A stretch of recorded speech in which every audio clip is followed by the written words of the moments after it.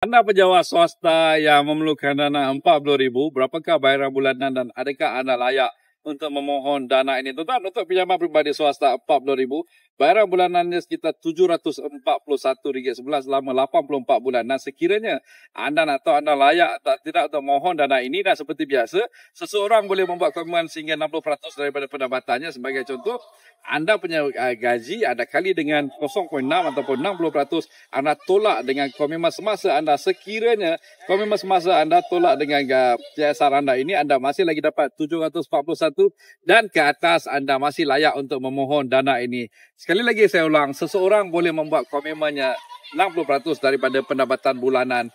Dan komitmen ini adalah komitmen yang di dalam rekod SECRIS ataupun komitmen di dalam bank saja yang dikira. Sekiranya ada hutang sewa rumah, bayar hutang kawan, ini yang tidak ada dalam rekod SECRIS, ianya tidak dikira dalam pengiraan debt service ratio anda. Dan seperti biasa tuan-tuan, dapatkan khidmat nasihat maklun dan laporan pelapor kredit, pergi ke profil kami dan khidmat nasihat maklun RM50 saja, dan awak juga akan terus mendapat laporan pelapor kredit yang anda perlukan. Dan seperti biasa dengan MyLoan, pinjaman anda menjadi lebih mudah. Assalamualaikum, salam sejahtera dan jumpa lagi.